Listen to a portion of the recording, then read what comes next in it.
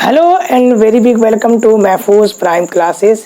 This is Mahfooz and स्वागत है आप सबका एक बार फिर से बीएससी की इस स्पेशल क्लास में। पिछले वीडियो में हमने BSc third year fifth semester के जूलॉजी के paper first diversity of non chordate and economic zoology के यूनिट 6 वेक्टर एंड पेस्ट के बारे में डिस्कस किया था, जिसमें से हमने 3 प्रकार के पेस्ट गंदी bug, sugar cane, leaf of termites को हमने डिस्कस किया है। इसके साथ साथ हमने एक वेक्टर यानी कि मॉस्किटो के बारे में अपने पिछले वीडियो में डिस्कस किया है। उसी सीरीज में आज हम एक नए वेक्टर के बारे में इस वीडियो में डिस्कस करेंगे, यानी कि हम बात कर रहे हैं रोडेंट्स के बारे में। अपने इस वीडियो में आज हम रोडेंट्स के बारे में डिस्कस करेंगे। स्पेशली हम बात करेंगे अपने इस वीडियो में रोडेंट्स या रैट मिनेक एंड इट्स कंट्रोल। तो रोडेंट्स और रैट मिनेक चूहों के आतंक, यानी चूहों के द्वारा जो नुकसान होते हैं, चूहों के द्वारा जो फसलों को या जो ग्रेन्स को जो डैमेजिंग होते हैं, रैट मिनेक उनके आतंक जो होते हैं उनके बारे में डिस्कस करेंगे। साथ ही साथ उनके जो कंट्रोल्स मेजर्स हैं उनके बारे में भी हम डिस्कस करेंगे। तो आइए समझते हैं कि रोडेंट्स के बारे में। तो अगर हम रोडेंट्स के आउटलाइन को देखें, उसकी क्लासिफिकेशन को देखा जाए, तो जो रोडेंट्स होते हैं वो फाइलम कॉर्डेटा के अंतर्गत जो ट्रू कॉर्डेट्स हैं, जिसे यू कॉर्डेटा कहा जाता है, उसके सब फाइलम वर्टिब्रेटा में जो कुछ क्लास हैं, मैमेलिया के अंतर्गत कुछ ऑर्डर हैं रोडेंशिया, उसके बारे में आज हम डिस्कस करेंगे। तो पहले हम बात करते हैं रोडेंट्स के बारे में। तो रोडेंट्स किसे कहते हैं? तो rodents are those animals which belongs to order Rodentia under class Mammalia.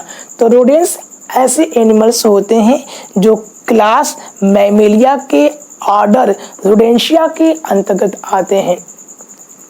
अगर हम बात करें रोडेंट्स की बात करें तो कैरेक्टरिस्टिक की फीचर्स की बात किया जाए तो रोडेंट्स के about 40% population of the rodents तो जो क्लास मैमेलिया में जितने भी एनिमल्स आते हैं उनकी जो टोटल पॉपुलेशन है, उस टोटल पॉपुलेशन का 40% जो है वो रोडेंट्स हैं। तो रोडेंट्स एक ऐसे प्रकार के एनिमल्स होते हैं। तो रोडेंट्स आर नोइंग एनिमल्स, यानी कि ऐसे एनिमल्स होते हैं जो चीज़ों को कुतर करके, उनको बाइट करके, छोटे छोटे टुकड़ों में काटते हैं और काट करके उसको खाने का काम करते हैं। उनको स्मॉल साइज के, बिल्कुल छोटे आकार के होते हैं, with long continuously growing incisor. तो उनमें लगातार वृद्धि करने वाला एक जोड़ा इंसीजर्स होता है जो रूटलेस होता है। अपर और लोअर जॉ में वन पेयर्स ऑफ इंसीजर्स होते हैं जो continuously through out the life growth करते रहते हैं। और चूंकि ये लगातार ग्रोथ करते रहते हैं तो इसी ग्रोथ को, यानी कि एनिमल की परत को नष्ट करने के लिए जो रोडेंट्स होते हैं वे बार बार चीज़ों को कुतरते रहते हैं। हाँ, इनमें कोई केनाइन बट नो केनाइंस, इनमें केनाइंस नहीं होते हैं। तो जब ऐसे दांत जिसमें केनाइंस अब्सेंट हो और इंसीजर और मोलर के बीच में अगर स्पेस हो, कैविटी हो, तो इस प्रकार के जो उनको डायस्टेमा कहा जाता है। अगर हम बात करें रोडेंट्स की बात करें तो रोडेंट्स में कुछ एनिमल्स हैं जैसे कि स्क्वायरल, जिसको हम लोग फैनम्बुलस यानी कि स्क्वायरल, मस्क यानी छोटे आकार के जो माइस होते हैं, रैटस जो बड़े आकार के रैट्स होते हैं, कास्टर यानी कि बीवियर, कैविया यानी कि गिनिया पिग, यानी ये ऐसे रोडेंट्स होते हैं जिसका मोस्टली यूज़ किया जाता है लैब डिटेक्शन में, एनाटॉमी में हम लोग इसको यूज़ करते हैं। इसके अलावा हैमस्टर, रैबिट्स, हेयर्स एंड पिकास, जो रैबिट्स जो रोडेंट्स होते हैं, इनके जो लिम्स होते हैं छोटे आकार के होते हैं। टेल जो पूंछ बड़े आकार की और शरीर जो छोटा होता है। ये मोस्टली बरोइंग एनिमल्स होते हैं, यानी कि ये मोस्टली सुरंग बना करके या बिल बनाकर रहने वाले एनिमल्स होते हैं, जो पूरे साल ब्रीडिंग करते हैं। और ये मोनोगैमी या पॉलीगैमी को शो करते हैं। अगर इसके हैबिट और हैबिटाट की बात किया जाए तो ये डिफरेंट टाइप के जो रोडेंट्स हैं ये अलग अलग कैरेक्टरिस्टिक को शो करते हैं। ये टेरेस्ट्रियल भी हो सकते हैं, यानी कि ये स्थल पर भी पाए जाने वाले हो सकते हैं। ये आर्बोरियल्स भी होते हैं, यानी कि पेड़ों पर चढ़ने वाले भी होते हैं, जैसे कि गिलहरी। कुछ इनमें से ऐसे हैं जो सेमी एक्वाटिक भी होते हैं। सेकेंड, अगर बात की जाए इनकी फूड्स की बात किया जाए तो ये मोस्टली हर्बिवोरस नेचर के होते हैं। कुछ इनमें ऐसे हैं जो ओमनीवोरस के होते हैं और कुछ इनमें ऐसे हैं जो पैरासाइट नेचर के होते हैं। मुख्य रूप से ये ग्रेन्स को, वेजिटेबल्स को, फ्रूट्स को, फ्लावर्स को या ट्रीज के जो रूट्स होते हैं, उनके जो बार्क्स होते हैं, ट्यूबर्स होते हैं, मासेस होते हैं, उनको ये खाते हैं और बहुत लार्ज क्वांटिटी में ये डैमेज करते हैं। तो आज हम बात करेंगे सबसे पहले हम रोडेंट्स में, एक रोडेंट्स जो आपके टॉपिक में है, यानी कि हम बात करेंगे रैट्स के बारे में, चूहों के बारे में। और रैट मिनेक्स चूहों के द्वारा जो आतंक फैलाए जाते हैं, चूहों के द्वारा जो नुकसान होते हैं उनके बारे में पढ़ेंगे। उनकी डिफरेंट जो स्पीसीज पाई जाती हैं उनके बारे में बात करेंगे। साथ ही साथ उसकी लाइफ साइकिल, जीवन चक्र के बारे में बात करेंगे। उनके डैमेज, यानी चूहों के द्वारा होने वाले जो डैमेज या नुकसान हैं उनके बारे में बात करेंगे। साथ ही साथ चूहों की प्रिवेंशन एंड कंट्रोल मेजर्स, यानी चूहों की आबादी को कैसे कम किया जा सकता है, चूहों पर कैसे नियंत्रण किया जा सकता है, उसके बारे में पढ़ेंगे। तो आइए समझते हैं रैट्स के बारे में या रैट्स मिनेक्स के बारे में।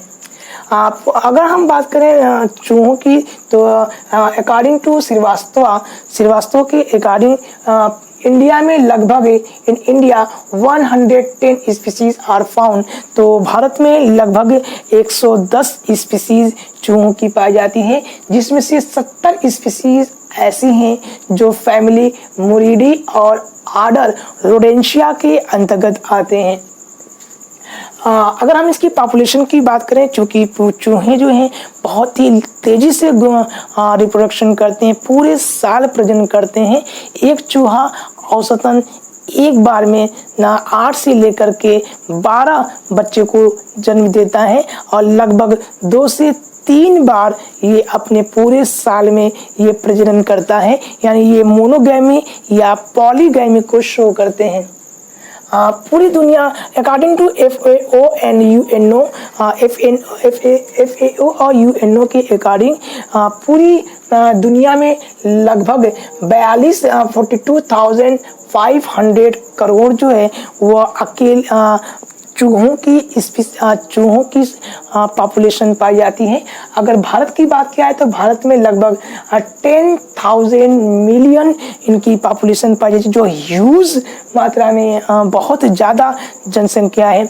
अगर चूहों को अकेले छोड़ दिया जाए तो मनुष्यों के लिए खाने के लिए कोई भी वस्तु नहीं बचने वाली है। इसकी 2 सब स्पीसीज मुरीनी एंड जर्बिलेनी, ये सबसे कॉमन जो रैट्स हैं उनकी पाई जाती हैं। अगर रैट्स को उनके हैबिटाट्स के अकॉर्डिंग अगर हम क्लासीफाई करें तो चूहों को मुख्य रूप से 3 मेजर कैटेगरी में क्लासीफाई किया जा सकता है। पहला, फील्ड रैट, ऐसे चूहे जो मुख्य रूप से खेतों में पाए जाते हैं, यानी उन स्थान पर पाए जाते हैं जहाँ पे क्रॉपिंग की जाती है, खेती की जाती है और यहाँ पर ये फसलों को नुकसान पहुँचाते हैं, उनके प्लांट्स के फ्लावर्स को, उनके रूट्स को, उनके स्टेम्स को, उनके बाक्स को ये बहुत ज़्यादा डैमेज करते हैं। अगर हम बात करें एक चूहे की, तो एक चूहा औसतन प्रति 20 से लेकर के 25 ग्राम तक के वो ग्रेन्स को ये खा सकता है। अब न केवल ये खाता है बल्कि ये अनाज का भंडारण भी करता है। ये ब्रोइंग यानी कि अपने सुरंग में, अपने बिल में इन ग्रेन्स को ला करके रख देता है। जैसे बैंडिकोटा इंडिका की कुछ स्पीसीज जो हैं, इसके बरों से लगभग 3 से लेकर के 5 किलो तक के ग्रेन्स प्राप्त किए गए हैं। एक एस्टिमेशन के अकॉर्डिंग लगभग 1 हेक्टेयर फील्ड में लगभग ये 50 केजी से, यानी सिंगल फील्ड में लगभग ये 50 केजी के आसपास ये ग्रेन को डैमेज कर सकते हैं, जो एक ह्यूज अमाउंट में डैमेजिंग की जाती है। तो सेकेंड है हाउस रैट, यानी कि जो घरों में पाए जाने वाले चूहे जो होते हैं, घरों में बिल बनाकर रहने वाले होते हैं, उनको हाउस रैट कहा जाता है।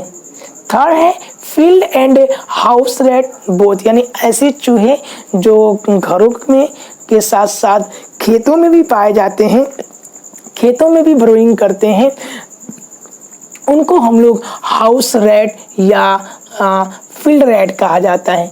तो चूहों को 3 मेजर कैटेगरी में क्लासिफाई कर सकते हैं, field rat, house rat and field and house rat both.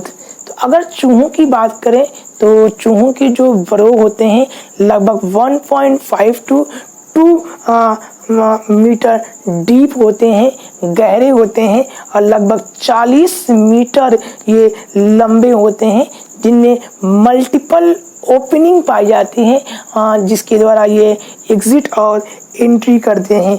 ये आमतौर पर नियर फाउंडेशन यानी दीवारों की जो नीव्स होते हैं उनके कॉर्नर में, उनके किनारों पर ये ब्रोइंग करते हैं, जिससे जो नीव्स होती हैं वह कमज़ोर हो जाती हैं, यानी बिल्डिंग को क्षतिग्रस्त कर देते हैं। अगर बिल्डिंग ओल्ड है, पुरानी है, तो उस बिल्डिंग को ये डैमेज कर देते हैं। न केवल ये बल्कि जो स्टोर फूड ग्रेन्स होते हैं, जो वेजिटेबल्स होते हैं, या जो क्रॉपिंग प्लांट है, स्पेशली अगर हम बात करें तो जो गन्ने की फसलें होती हैं, जो गेहूं धान की जो फसलें होती हैं, इनको ये मेजर डैमेज करते हैं। न केवल ये डैमेज करते हैं बल्कि बहुत सारे रोगों के ये वेक्टर्स हैं, रोगों के ये वाहक हैं। जैसे कि अगर हम बात करें प्लेग के बारे में बात करें तो प्लेग जो यर्सीनिया पेस्टिस नामक जो बैक्टीरिया है वह इन मॉस्किटो इन रैट्स के स्किन यानी जो फर्स होते हैं उसमें ये चिपक जाते हैं, और जब ये घरों में एंट्री करते हैं तो इनके द्वारा ये घरों में रोग फैल जाते हैं। इसके अलावा अगर हम बात करें तो अगर हम प्लेग की बात करें तो भारत में जो प्लेग है वह 1940 से 1945 में पूना में बहुत ही ज़्यादा लार्ज लेवल पर पैंडेमिक के रूप में इसने काज किया था। 1992 से लेकर के 1993 में सूरत में ये रोग काज करता है। इन्होंने बहुत ही लार्ज क्वांटिटी पर इन्होंने नुकसान किया था, बीमारी को कि पैंडेमिक के रूप में इसको बीमारी को हुआ था। अगर हम बात करें तो प्लेग के बारे में, तो प्लेग को ब्लैक एंड डेथ भी कहा जाता है, जिसमें जो यर्सीनिया पेस्टिस नामक बैक्टीरिया के कारण ये फैलता है। ये न केवल ये बल्कि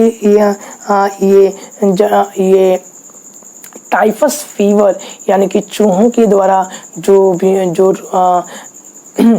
बुखार होता है उनको ही करते हैं। इसके अलावा ये फूड पॉइजनिंग को भी करते हैं। तो आइए हम बात करते हैं इसके अलग अलग जो डिफरेंट स्पीसीज हैं, तो स्पीसीज ऑफ रैट की बात करते हैं।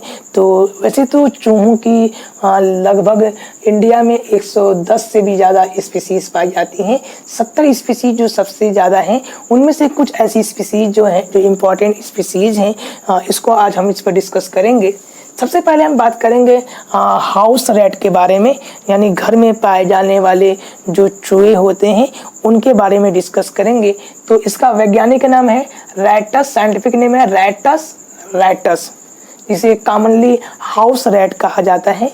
ये मोस्टली ड्वेलिंग इन हाउसेस, तो ये घरों में बिल बना करके, सुरंग बनाकर ये रहने वाला एक प्रकार का रैट्स होता है, जो आर्बोरियल या क्लाइंबिंग नेचर का होता है, यानी कि सम टाइम ये पेड़ों पर भी ये अपने बिल बनाकर रहते हैं। 16 species are causing enormous damage to coconut. तो इसकी लगभग 16 ऐसी स्पीसीज हैं जो मोस्टली सबसे ज़्यादा कोकोनट की जो प्लांट्स हैं होते हैं उनको ये सीवियर डैमेज करते हैं, सबसे ज़्यादा डैमेज करते हैं।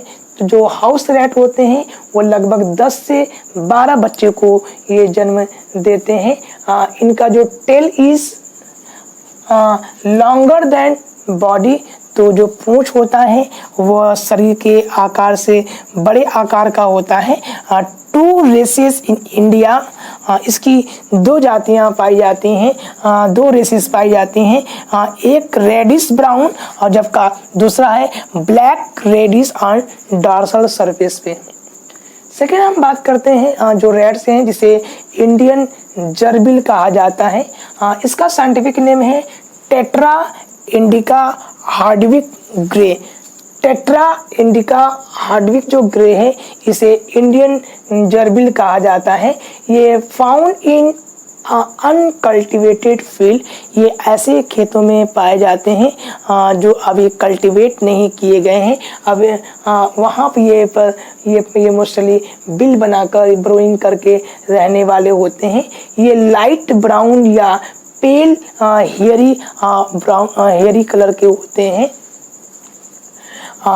ये most important carrier for plague, तो ये प्लेग को फैलाने वाले सबसे इम्पॉर्टेंट अगर कोई जो प्लेग फैलता है वह है टेट्रा इंडिका, यानी इंडियन जो जर्बिल होते हैं वह प्लेग को फैलाने वाले। एक्चुअली जो प्लेग जो है वह एक बैक्टीरिया यर्सीनिया पेस्टिस के द्वारा ये फैलता है, और इस बैक्टीरिया को ये जो रैट्स होते हैं टेट्रा इंडिका, ये इसको फैलाने का काम, यानी वेक्टर का ये काम करते हैं।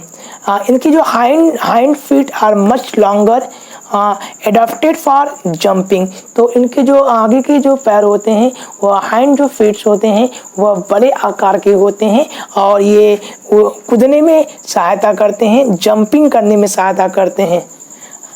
दे डैमेज ग्रेन्स, तो ये अनाजों को नुकसान पहुंचाते हैं। सकुलेंट स्टेम्स, लीव्स पत्तियों को, रूट्स एंड फ्रूट्स को, तो ये वेजिटेबल्स को, फ्रूट्स को, रूट्स को और पत्तियों को, साथ ही साथ पार्टिकुलरली सारगम एंड मिलेट्स को ये बहुत ज़्यादा नुकसान पहुंचाते हैं।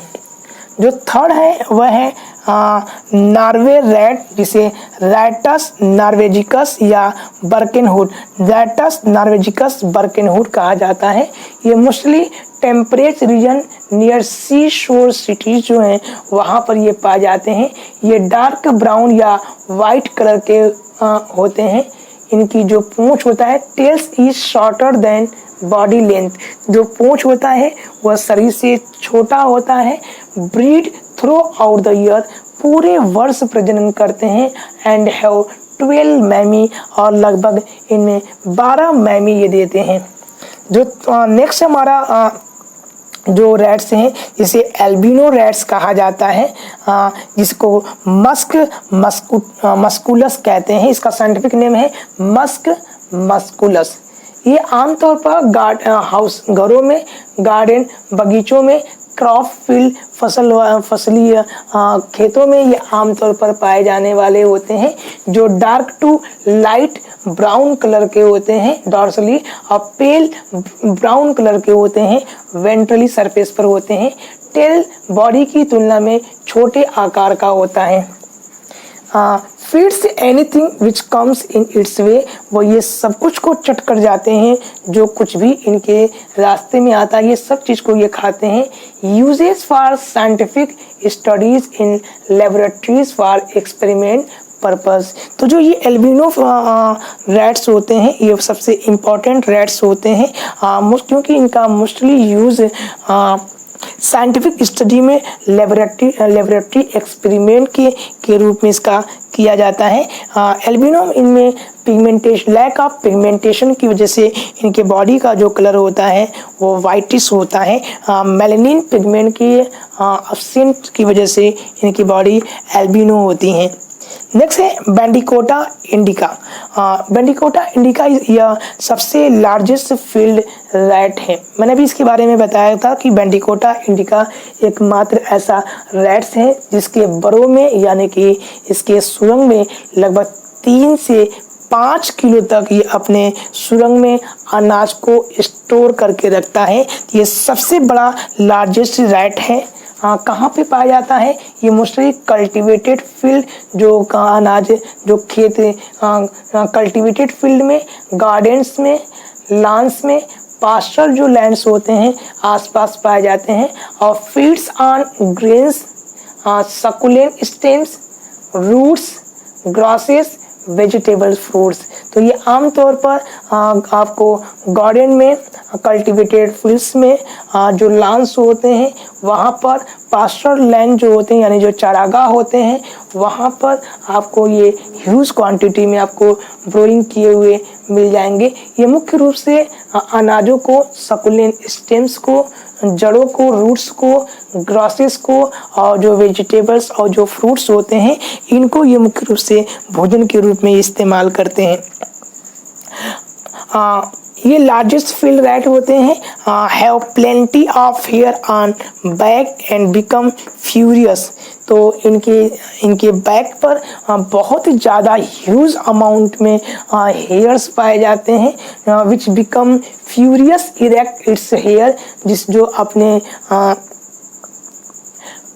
जो हेयर्स होते हैं उनको जब ये कोई इनको परेशान करता है, स्टार्ट ग्रांटिंग व्हेन डिस्टर्ब्स, जब कोई इनको परेशान करता है तो ये बहुत ही क्रोधित हो जाता है, गुस्से में हो जाता है और गुस्से में ये काट भी सकता है, जिसके लिए वो अपने बालों को क्या करता है, इसके बाल जो इरेक्ट्स हो जाते हैं, खड़े हो जाते हैं।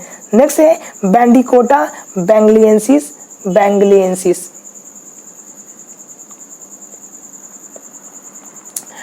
तो जो बैंडिकोटा बैंगलियंसिस है ये इंडियन मोल कहा जाता है। ये गुड स्विमर्स होते हैं, बहुत ही अच्छे तैराक होते हैं। ये ग्रेस ब्राउन टू कलर के होते हैं, ग्रेस वाइटिश कलर तक होते हैं। बरो शैलो है मोर देन ओपनिंग। तो ये इनका जो ब्रो होता है शैलो होता है और इसमें मल्टीपल ओपनिंग होती हैं और ये स्टोर को ये ग्रेन्स को स्टोर करके रखते हैं। मिलाडिया मेल्टाडा ग्रे, जिसे ग्रास रैट कहा जाता है, मिलाडिया मेल्टाडा ग्रे जो नेक्स्ट हमारा है Millardia meltada Gray. Wetland, dry land के आसपास ये पाए जाते हैं। Feeds on crops, vegetables, fruits, burrows in the field and bath. तो ये आसपास के जो बांस होते हैं, फील्ड्स होते हैं, यहाँ पर ये अपने बरो बना करके रहते हैं। टेल जो इनका होता है little shorter than the body, breed 2 times in a year. वैसे तो अगर हम बात करें रैट्स के बारे में तो rats are mention in Bhagavat Purana old literature of 10 AD। तो भगवान पुराण में चूहों के बारे में बहुत ज़्यादा मेंशन किया गया है। अगर हम बात करें लॉर्ड गणेशा की, जो अगर हम हिंदू रिलीजन की बात किया जाए तो लॉर्ड जो गणेशा जो हैं उनका जो व्हील है, व्हीकल होता है, जो वाहन होते हैं, वह एक चूहे होते हैं जिसको मूषक कहा जाता है। अगस्त से लेकर के सितंबर तक का जो गणेश चतुर्थी का जो समर के लास्ट 10 डे होते हैं, उस समय जो गणेश चतुर्थी होती है, तो जब लॉर्ड गणेशा की पूजा की जाती है तो उसी के दौरान हम मूषक का यानी कि चूहों की भी पूजा की जाती है। अगर हम बात करें चूहों के बारे में तो भारत में चूहों का एक मंदिर भी पाया जाता है जो बीकानेर से लगभग 30 किलोमीटर की दूरी पर देशनोक टेम्पल है, जो करनी माता का टेम्पल कहा जाता है। यहाँ पर प्रत्येक दिन जो श्रद्धालु आते हैं, प्रत्येक दिन यहाँ पर 80 किलो के आसपास चूहों को दाने दिए जाते हैं। तो इस प्रकार से जो अगर हम बात करेंगे तो चूहों की बहुत सारी वैरायटी पाई जाती हैं। पूरे इंडिया में लगभग 110 स्पीसीज पाई जाती है, जिसमें से 70 ऐसी स्पीसीज हैं जो मोस्ट कॉमन स्पीसीज हैं। पूरी दुनिया में लगभग इसकी 42,500 करोड़ से भी ज़्यादा इसकी पॉपुलेशन पाई जाती है। लगभग इंडिया में अगर बात करें तो इंडिया में लगभग इसकी 10,000 मिलियन से भी ज़्यादा इसकी पॉपुलेशन पाई जाती है। 3 प्रकार के रैट्स होते हैं। पहला होता है फील्ड रैट, यानी जो खेतों में पाए जाते हैं। दूसरा होता है हाउस रैट, जो घरों में पाए जाते हैं। और तीसरे होते हैं हाउस एंड फील्ड रैट, ऐसे रैट जो घरों में और जो फील्ड दोनों जगहों पर पाए जाते हैं। रैट्स की वेरियस स्पीसीज पाई जाती हैं, जिसमें से रैटस नार्विगोरस, मस्कुलस, बेंडिकोटा इंडिका। याद रखिएगा, बेंडिकोटा इंडिका एकमात्र ऐसा रैट्स हैं जो अपने बरों में लगभग 3 से लेकर के 5 किलो तक के ग्रेन को स्टोर करके रखता है। टेट्रा की कुछ स्पीसीज और गोलेंडा की भी स्पीसीज ये पाए जाते हैं। रैट्स जो होते हैं अगर हम इसकी बात करें तो बहुत सारी चीज़ों को ये डैमेज करते हैं। ये बिल्डिंग के बिल्डिंग की जो नीव्स होती हैं, नियर द फाउंडेशन, दीवार की जो नीव्स होती हैं, इसके कॉर्नर में ये बरो बना कर रहते हैं, जिससे दीवारें जो हैं कमज़ोर हो जाती हैं। इनकी जो सुरंग्स होती हैं यानी कि बिल्स जो होती हैं, ये लगभग 1.5 to 2 मीटर के आसपास की होती हैं। लगभग 40 मीटर लंबी और 1.5 to 2 मीटर गहरी होती हैं, जिसमें 2 से लेकर के 40 यानी 2 to 40 मल्टीपल ओपनिंग पाए जाते हैं। स्पीसीज के बाद हम बात करते हैं जो रैट्स के जो हैबिट एंड हैबिटाट्स हैं, क्या ये हैबिट शो करते हैं। तो rats are well adapted to adjust themselves everywhere. तो जो चूहे होते हैं अपने आप को लगभग हर जगह पे अपने आप को ये एडजस्ट कर लेते हैं, because they provide with highly developed sense of smell, क्योंकि इनमें विशेष प्रकार के sense of smell, taste, hearing and touch keep away themselves from any type of danger. तो ये जो क्वालिटी इनमें है यानी सेंस ऑफ स्मेल, ये चीज़ों को बहुत अच्छी तरह से इसमें से सेंस ऑफ स्मेल की इनमें पावर होती है, जिससे वह विभिन्न प्रकार के जो ग्रेन्स होते हैं उनको पहचान लेते हैं कि फूड कहाँ पर है। टेस्ट इनमें अच्छे होते हैं, हियरिंग पावर अच्छी होती है, जिसकी वजह से वह तुरंत शत्रुओं को भांप लेते हैं। एंड टच, जिससे अपने आप को वह इनिमीज से दूर रख पाते हैं। They identify their routes with the help of dark greyish mark left in their way. तो ये जो रैट्स होते हैं अपने जो बरोज होते हैं अपने एरिया को पहचानने के लिए एक विशेष प्रकार के डार्क ग्रेइश मार्क को ये बनाते हैं, जिससे ये अपने एरिया को मार्किंग कर लेते हैं, बना लेते हैं और इस प्रकार से वो अपने एरिया को पहचान लेते हैं। The home range is 50 to 100 feet away from their burrow. तो जो इनके बिल्स होते हैं या जो इनकी सुरंग्स होती हैं जहाँ भोजन होते हैं उससे लगभग ये 50 से 100 फीट के आसपास एरिया में ये अपने बनाते हैं। फॉर्मेशन ऑफ बरो की बात करें तो बिफोर द फॉर्मेशन ऑफ बरो rats survey the field position of crop humidity in the soil. तो जिस प्रकार से मनुष्य हम लोग अपने घर को लेने समय या कहीं बसने से पहले उस एरिया के बारे में प्रॉपर इंफॉर्मेशन या सर्वे करते हैं कि वहाँ की हेल्थ फैसिलिटी कैसी है, हॉस्पिटल है, एजुकेशन क्वालिटी कैसी है, ट्रांसपोर्ट सिस्टम कैसा है, ठीक वैसे ही जो रैट्स होते हैं अपने बरो बनाने से पहले, अपने सुरंग बनाने से पहले, अपने बिल बनाने से पहले उस एरिया का प्रॉपर इन्वेस्टिगेशन करते हैं, प्रॉपर सर्वे करते हैं। जैसे कि अगर रैट फील्ड है तो वह उस फील्ड के बारे में इंफॉर्मेशन रखता है, उनका सर्वे करता है, जैसे पोजीशन ऑफ क्रॉप की जो फसल है उसकी कंडीशन कैसी है, ह्यूमिडिटी इन द सॉइल, मिट्टी में आर्द्रता यानी कि नमी कितना है। डिग दियर बरो near the house of the grains, तो जहाँ अनाज के भंडारण होते हैं उस एरिया में ये सबसे ज़्यादा, उसी के आसपास के एरिया में ये अपने बरों को बनाते हैं। Middle area of densely growing crop, अगर ये रैट हाउस है तो अगर ये फील्ड हाउस है, फील्ड रैट है तो ये अपने जो ब्रो होते हैं ये मोस्टली जो क्रॉप्स होते हैं, जो फसल होते हैं उनके बीच में जहाँ बहुत घना होता है वहाँ ये बनाते हैं। Near the foundation of wall, घर दीवारों के जो किनारे होते हैं यानी कि दीवारों के जो नीव्स होते हैं वहाँ पर ये अपने बरों को बनाते हैं। Burrow are usually 1.5 to 2 metre deep, तो जो बरो इनका होता है यानी कि जो इनका सुरंग होता है वो 1.5 से लेकर के 2 मीटर ये गहरा होता है और लगभग 40 मीटर लंबा होता है, जिसमें मल्टीपल ओपनिंग होती है, हैविंग मल्टीपल ओपनिंग, जिसमें बहुत सारे छोटे छोटे मार्ग होते हैं, ओपनिंग होती हैं, जिसके द्वारा ये रैट्स जो है एंट्री और एग्जिट करते हैं अपने शत्रुओं से, इसके द्वारा ये बचते हैं। देयर शेप एंड साइज में वेरीज स्पीशीज टू स्पीशीज, तो जो ये बरोज होते हैं यूजुअली 1.5 से 2 मीटर डीप होते हैं और 40 मीटर लॉन्ग्स होते हैं, लेकिन इसकी शेप और जो साइज़ है वह डिफरेंट स्पीसीज में वेरीज कर सकती है, अलग अलग प्रकार के ये हो सकते हैं।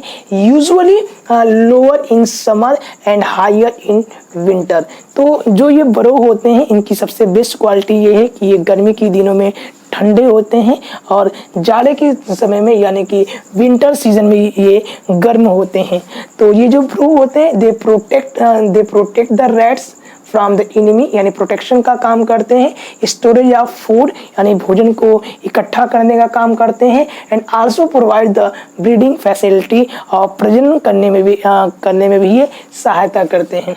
बात करते हैं डैमेज कॉज बाय रैट्स, तो चूहे के द्वारा जो नुकसान होते हैं उनके बारे में हम बात करते हैं। जो चूहे हैं तो मल्टीपल तरह के ये नुकसान करते हैं, ये न केवल पौधों को, पेड़ को, वेजिटेबल्स को, फ्रूट्स को, रूट्स को डैमेज करते हैं, इसके अलावा कुछ अन्य जो हैं उनको भी डैमेज करते हैं। जैसे डैमेज द बिल्डिंग्स, ये बिल्डिंगों को बहुत ज़्यादा नुकसान करते हैं। जो लकड़ी से बनी हुई जो डोर्स होते हैं, विंडोज होते हैं या फर्नीचर्स होते हैं उनको ये नुकसान करते हैं। Weakened the foundation of building का सीपेज इन द चैनल, तो जो बिल्डिंग्स होते हैं उनके जो फाउंडेशंस होते हैं वहाँ उनकी जो दीवारों की जो नीव्स होती हैं वहाँ पर ये अपने बरो यानी कि अपने बिल्स को बनाते हैं।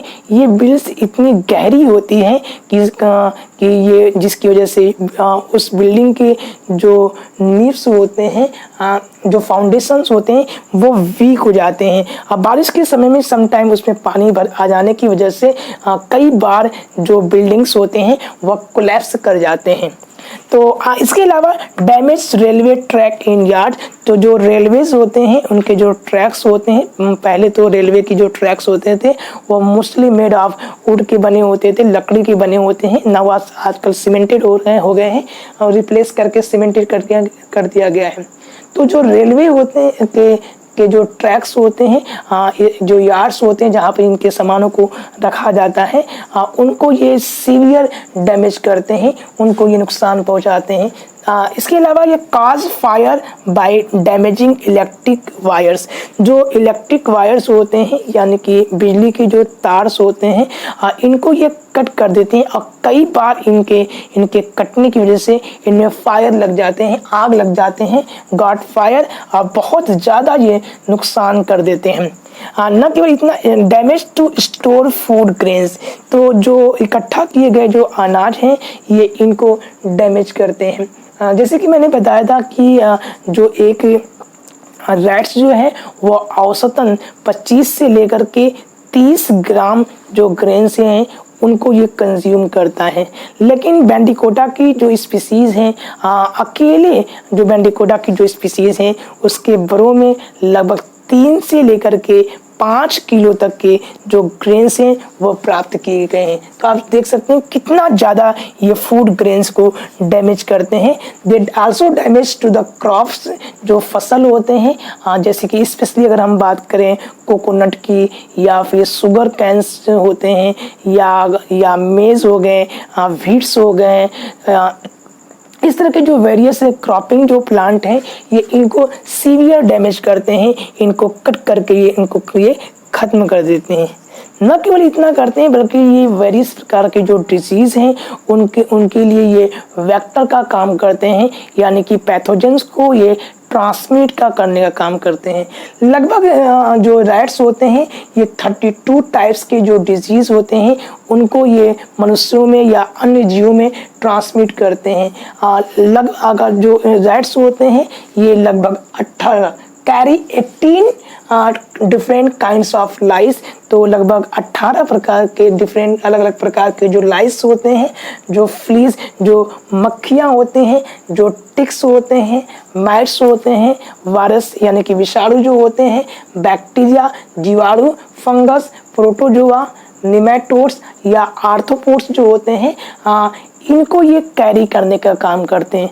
एक्चुअली अगर हम बात करें जो रैट्स होते हैं, इनकी स्किन पर ये बैक्टीरिया, ये वायरस, ये प्रोटोजोअन, ये फंगस, ये आर्थ्रोपोड्स, ये निमेटोड्स, जो फ्लीज हैं, माइट्स हैं, ये जो टिक्स हैं, ये क्या है, इनकी स्किन पर या इनकी फर पर जाकर के चिपक जाते हैं और इसके द्वारा ये घरों में प्रवेश कर जाते हैं, जहां पर ये लोगों को या मनुष्यों को या अन्य जीवों को ये डिजीज कॉज करते हैं। ये इट कॉज सिवरल डिजीज। इनके द्वारा जो रैट्स होते हैं ये कुछ विशेष प्रकार के जो डिजीज हैं, जैसे कि ब्यूबेनिक प्लेग। तो ब्यूबेनिक प्लेग जिसको हम लोग ब्लैक डेथ के भी नाम से जानते हैं, एक्चुअली जो ब्यूबेनिक प्लेग है वह एक बैक्टीरिया यर्सीनिया पेस्टिस के द्वारा फैलता है, जिसमें पूरे बॉडी में जगह जगह पे काले धब्बे पड़ जाते हैं, वहाँ पे बॉडी में जगह जगह पे स्वेलिंग, गांठें पड़ जाती हैं, जो ब्यूबेनिक प्लेग का एक सिम्टम्स है। लगभग अगर हम बात करें इंडिया में ब्यूबेनिक प्लेग से जो एक पैंडेमिक की तरह से आउटब्रेक हुआ था भारत में। अगर हम बात करें केवल भारत में नहीं, पूरे वर्ल्ड में इसने लगभग दुनिया की आधी से भी ज़्यादा आबादी को ब्यूबेनिक प्लेग की वजह से खत्म हो गए थे।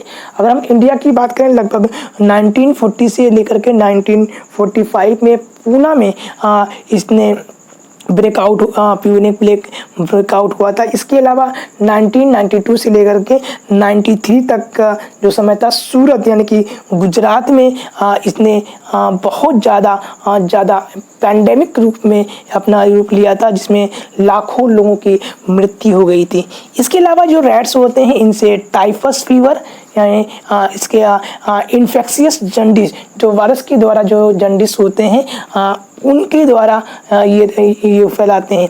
इसके अलावा रैट बाइट फीवर, चूहों के काटने से जो बुखार होते हैं, फूड पॉइजनिंग, और साथ में ये फूड पॉइजनिंग की बात करते हैं। जो ब्यूबेनिक प्लेग है, तो याद रखिएगा 3 ऐसे स्पीसीज जो हैं जो ब्यूबेनिक प्लेग इसको फैलाते हैं। कई बार एग्जाम में ये पूछे जाते हैं, which of the following rats cause the bubonic plague, which of the following rats are the vector for the bubonic plague. तो याद रखिएगा 3 ऐसे हैं। पहला है रैटस, दूसरा है बैंडिकोटा बैंगलियंसिस, तीसरा है टेट्रा इंडिका। ये these are three species of rat which act as a carrier for the bacteria of Yersinia pestis which cause the bubonic plague। Now start करते हैं लाइफ हिस्ट्री के बारे में। चूहों के पॉपुलेशन को कंट्रोल करने के लिए हमें उसके लाइफ हिस्ट्री के बारे में इंफॉर्मेशन होनी चाहिए कि उनमें जो जीवन जो चक्र है वो किस प्रकार से होता है, ताकि हम उसकी इंफॉर्मेशन के द्वारा हम उनकी पॉपुलेशन को कंट्रोल कर सकते हैं। तो आइए समझते हैं इसको लाइफ हिस्ट्री के बारे में। तो आफ्टर मैच्योरेशन यानी विकास होने के बाद, मैच्योर होने के बाद, प्रौढ़ होने के बाद जो फीमेल्स होती हैं start living in a separate बरो।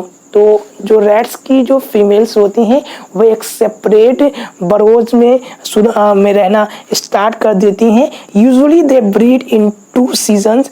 आमतौर पे ये 2 सीजन में, अगर हम बात करें बैंडिकोटा बैंगलियंसिस की, तो ये 2 सीजन में ये यूजुअली ब्रीडिंग करते हैं, मार्च से लेकर के मई में और अगस्त से लेकर के अक्टूबर में। तो मार्च टू मई 1 season and August to October second time ये ब्रीडिंग करते हैं। After age of 3 to 6 month start breeding. लगभग 3 से 6 महीने के बाद जो रैट्स होते हैं वो ब्रीडिंग करना स्टार्ट कर देते हैं। ब्रीडिंग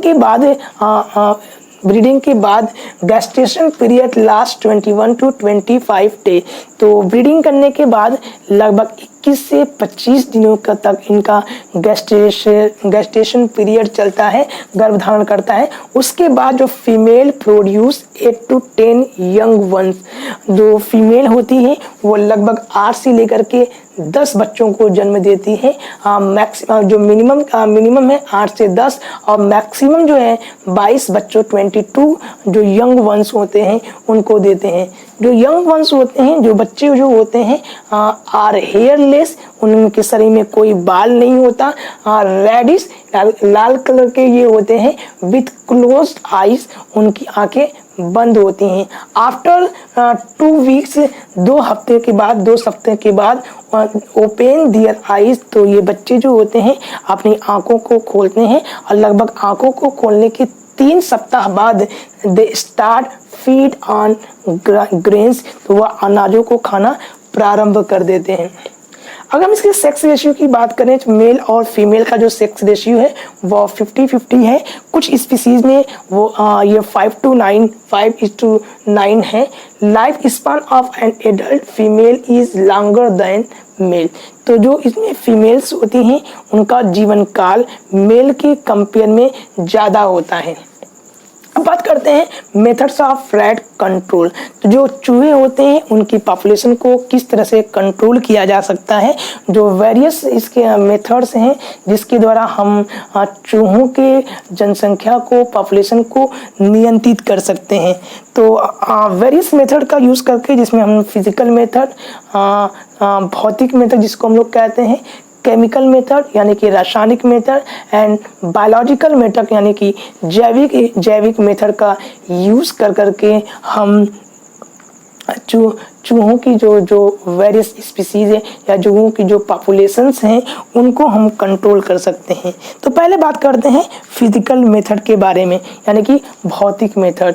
तो फिजिकली मेथड के अंतर्गत हम 2 प्रकार के मेथड को हम यूज़ करते हैं, जो सबसे ईजीएस्ट मेथड है लेकिन ये उतने कारगर नहीं हैं। पहले हम बात करते हैं रैट ट्रैप के बारे में, यानी चूहों को पकड़ना, रैट ट्रैपिंग करना या चूहों को पकड़ना।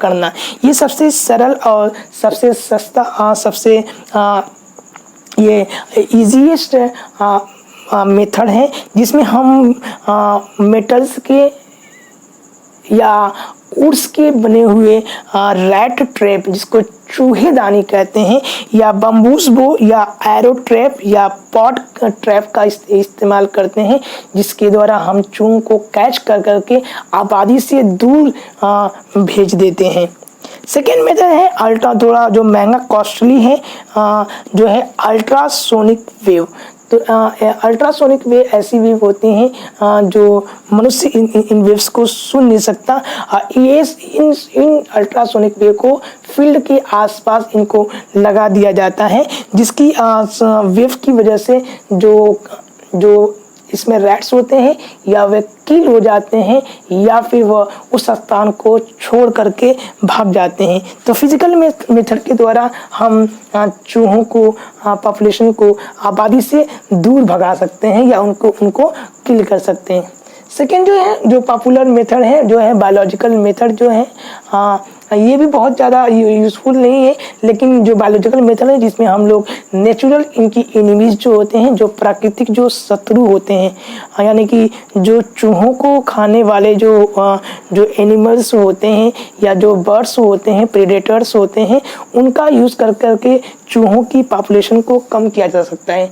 तो चूहों की पॉपुलेशन को कम करने के लिए उनके जो नेचुरल एनिमी है, जैसे कि कैट्स, टेरियर एक छोटे प्रकार का डॉग होता है, इसको रैट डॉग के नाम से या रैट टेरियर भी कहा जाता है। उसको स्नेक्स, सांपों का यूज़ कर करके, मंगूस का यूज़ कर करके।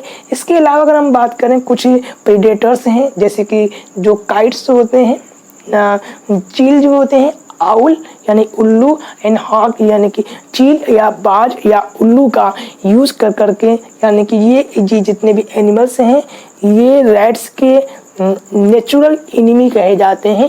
इनका यूज़ कर करके हम रैट्स के पॉपुलेशन को कंट्रोल कर सकते हैं।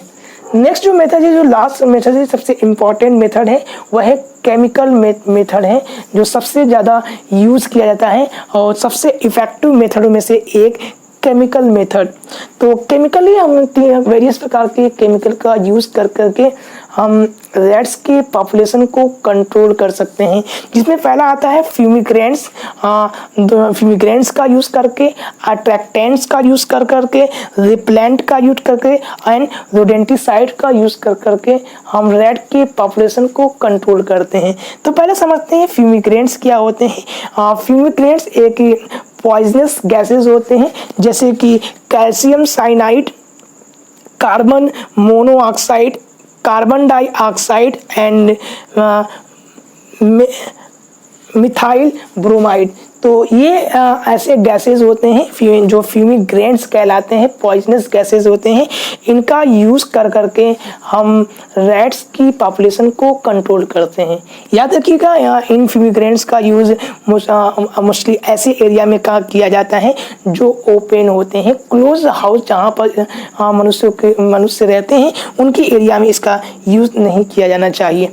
सेकेंड है अट्रैक्टेंट, यानी कि कुछ ऐसे केमिकल जिसका यूज़ कर करके चूहे जो को अट्रैक्ट करके उनको कैच कर करके किल कर दिया जाता है, जिसको अट्रैक्टेंट कहा जाता है, जिसमें हम लोग सैफरान, केवड़ा एंड घास, लेमन का यूज़ करते हैं। ये कुछ ऐसे अट्रैक्टेंट हैं जिसका यूज़ करके हम चूहों को अट्रैक्ट करके उनको पकड़ करके फिर उनको किल कर लेते हैं।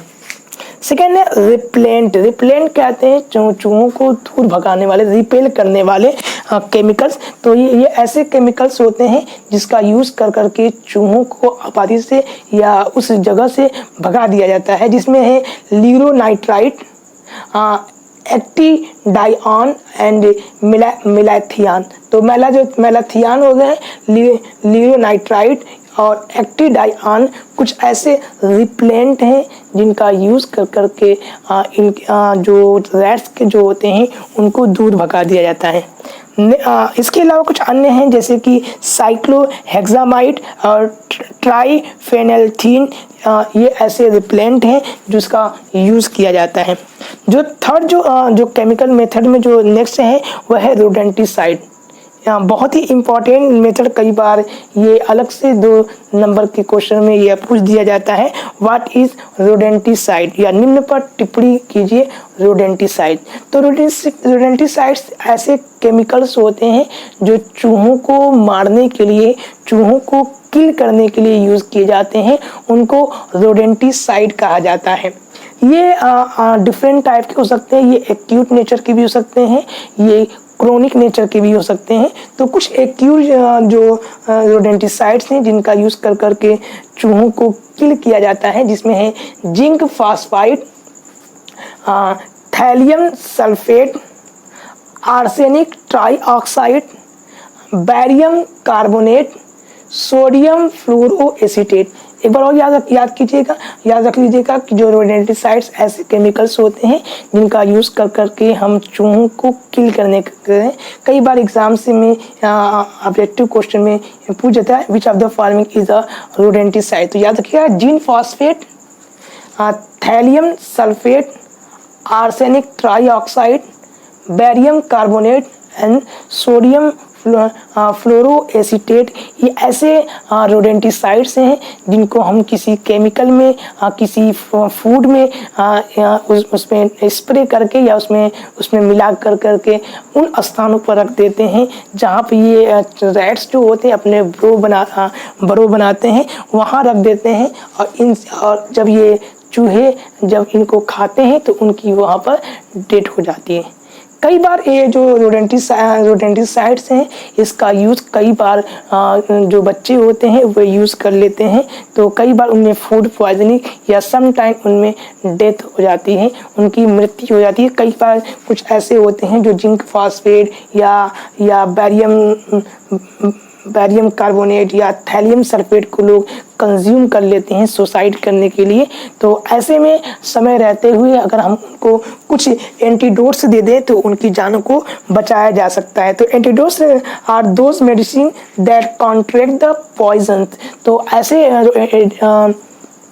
एंटीडोट्स ऐसे होते हैं जो किसी पॉइजन्स के, किसी जहर के, उनको कि जो उसके पावर होते हैं या उनके जो पावर होते हैं उनको ये कम कर देते हैं, उनको ख़त्म कर देते हैं, उसको न्यूट्रलाइज कर देते हैं, उनको हम लोग एंटीडोट्स कहते हैं। इसमें सबसे पहले हम क्या करते हैं, मस्टर्ड इमेटैटिक का यूज़ किया जाता है। जो पेशेंट होते हैं या जो जितने इसको कंज्यूम किया हो रोडेंटिसाइड्स को, उसको दे करके उनको वोमिटिंग करा देते हैं। उसके बाद जो अन्य केमिकल्स कंपोनेंट्स हैं, जो मेडिसिन हैं, उनको यूज़ किया जा सकता है। इस तरह से कर करके हम उसकी जान को बचा सकते हैं। तो ओवरऑल अगर हम बात करें रोडेंट्स रैट मिनेक में कुछ इंपॉर्टेंट जो पॉइंट्स हैं, आप इसको याद रखिएगा कि जो रोडेंट्स होते हैं ये रोडेंट्स किसे कहते हैं? Rodents are those animals which belong to order Rodentia under class Mammalia. तो क्लास मैमेलिया के अंतर्गत आने वाले ऐसे एनिमल्स जो ऑर्डर रोडेंशिया के अंतर्गत आते हैं उनको रोडेंट्स कहा जाता है।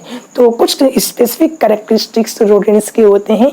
इनमें जो इंसीजर्स होते हैं यानी अपर और लोअर जॉ में जो इनके इंसीजर्स होते हैं ये लंबे होते हैं और ये चीज़ों को कुतर कर खाने का काम करते हैं, यानी ये नोई एनिमल्स होते हैं। इनकी अगर हैबिटाट की बात करें तो ये अलग अलग हैबिटाट को शो करते हैं। डिफरेंट टाइप की जो स्पीसीज है रोडेंट्स की, ये डिफरेंट कैरेक्टर को शो करते हैं। ये अगर हम बात करें ये टेरेस्ट्रियल भी हो सकते हैं, ये आर्बोरियल यानी कि पेड़ों पर जैसे कि गिलहरी हो सकते हैं, ये सेमी एक्वेटिक नेचर के हो सकते हैं, ये मल्टीपल टाइम ब्रीडिंग करने वाले होते हैं।